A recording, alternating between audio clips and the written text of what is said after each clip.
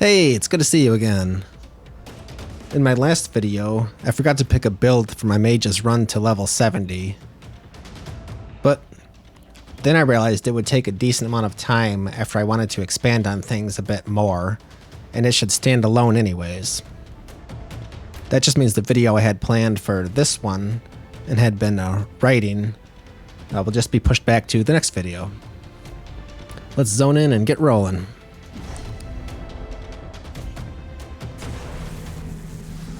Hey, someone else is here. I wonder if they're recording a video too.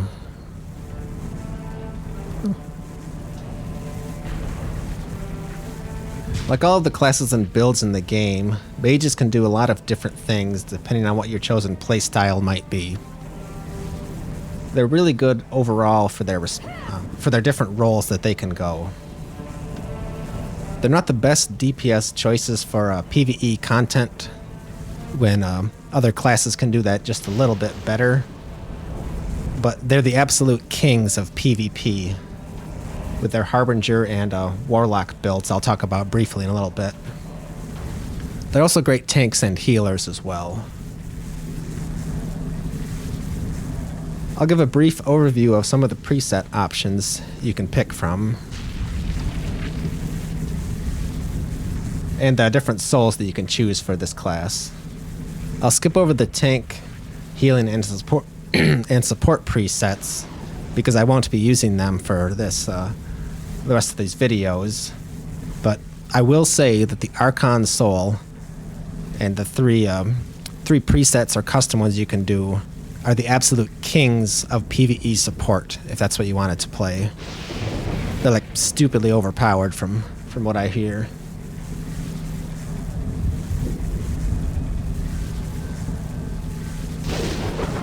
A key thing to remember is that the presets that have a guide button used to link to the official forums, but they're gone now and you'll have to use a backdoor archive or other resources that I'll link in the description for you to check out on your own time.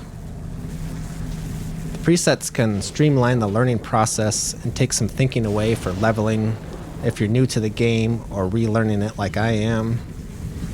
But they might not be the absolute best for their respective roles and high-level content that I'm not going to get to when I hit level 70. It just depends on how much you want to min-max the game and everything. After you zone into the world for the first time, you can select a preset, move the first talent point around, change the presets, or go full custom soul build, and it will be fine as long as you don't put a point in and click save and exit, because then you will be locked in. After that point, you start with 0 money, so you're not going to have any in-game money to go back after that straight away.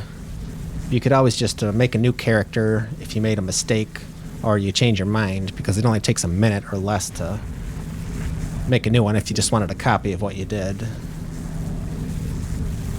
Let's get into these presets a little bit. Leaf Blade with 58 Harbinger, 18 Chloromancer, and 0 Archon Souls does melee slashing damage and can help heal if there aren't any Chloromancers in the group if you wanted to play a DPS that can kind of sneak into the support side of things. But it will never be able to support like a full Archon build will. So it's more of a DPS that can kind of off-heal if needed kind of thing. The Harbinger Soul does great melee damage. It's not quite the best PvE DPS soul for mages, but it's outrageous in PvP. Harbinger doesn't come with the base download and install of the game, so you'll have to get that separate if you want to play it. Reaper with 61 Warlock, 10 Necromancer, and 5 Stormcaller souls is like WoW's Affliction Warlock, and it's all about doing a lot of dot damage. The Warlock soul and its builds is rated pretty easy to play and a good pick for PvP content, and just like the Harbinger, it's outrageous in PvP. I don't think there's going to be a big scene for that in the game at this point, but in its prime, you didn't want to mess around with a Warlock or a Harbinger player because they'll just destroy you. Gravelord with 61 Necromancer, 15 Elementalist, and 0 Pyromancer souls is like WoW's Unholy Death Knight, where you can control undead minions to do a lot of your damage. The only downside is apparently the Necromancer soul falls off as it goes and isn't great overall for high-level content. Nexus Magus with 61 Elementalist, 10 Pyromancer, and 5 Stormcaller souls uses elemental pets to do a portion of your damage. The Elementalist and Pyromancer builds with either Dominator that does a bit more cleave damage, or Warlock that does more single target damage as the third soul is apparently the best all-around mage spec with a high single target DPS, usable burst, powerful passive cleave, and good mobility. It does tend to use a lot of mana, according to the website I was looking at, so just make sure you have a lot more mana pots in your bags if you're doing a lot of high-level content. Quintessential Harbinger with 61 Harbinger, 8 Chloromancer, and 7 Elementalist souls says it's an ultimate DPS choice for mages, and it can do some high DPS in soloing, leveling, open world, dungeons, raids, and PvP. This preset, or a custom one on guides, will do more damage than the Leaf Blade one I just talked about. Whereas this one's, it does a bit more healing. This one's just pure DPS on the Quintessential Harbinger with a little bit of self-healing. When I got Mage for my character, that was my original idea for my run to 70, until I learned about Pyromancer that's in the Flamecaller preset. Flamecaller is a classic fire mage that uses 61 Pyromancer, 12 Stormcaller, and 3 Elementalist souls. The preset page says it's a high damage build, best used in groups, and can have trouble soloing. But I found a very detailed guide on a forum I trust that I'll put another link to in the description for everybody. And it recommends 61 Pyromancer to level to 70 or 60, where you can respec to a Harbinger build if you want to. You could also wait until level 66 to respec to a Harbinger build when it gets really good after that point. I'll probably stick to that Pyromancer guide all the way, because it will still work pretty well, and I won't have to completely relearn a new build and playstyle for the last 4 levels. I'll follow that guide I found and go custom, because even though it has the same 3 souls that the Flamecaller preset has, it has different talent point amounts for the Stormcaller and Elementalist souls. I'll select the Leaf Blade preset, take that point out, then change the first soul to Elementalist.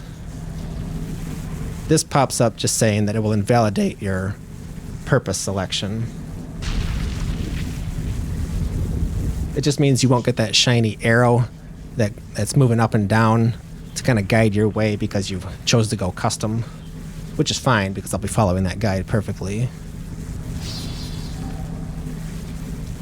Pyromancer will be the second one, and Stormcaller will be the third soul on this build.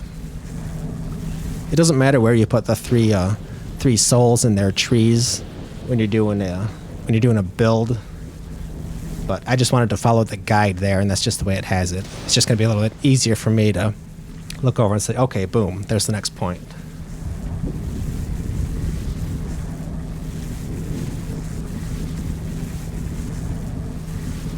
Oh, that's right. I was going to put 1 point into Pyromancer Ignition. I will save and exit. It says, do you want to automatically place the bars? Cancel that. So now my character's locked in. But I know I didn't make a mistake, so it's not a problem. We've got a couple more DPS presets to show you. Stormbringer with 61 Stormcaller, 10 Necromancer, and 5 Elementalist souls is mostly focused on AoE damage. It's kind of a cross between WoW's AoE Frost Mage and Elemental Shamans with the kind of damage that it does. Stormcaller soul apparently also falls off later and isn't really used in high-level content very much.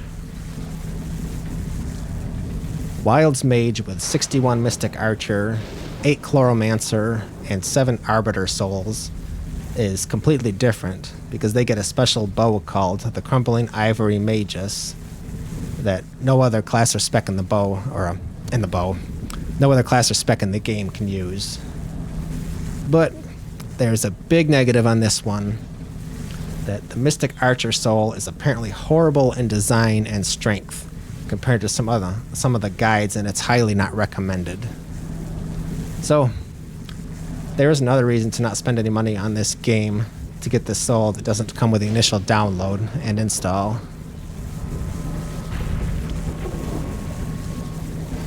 So now I've got my first talent point, builds all set there.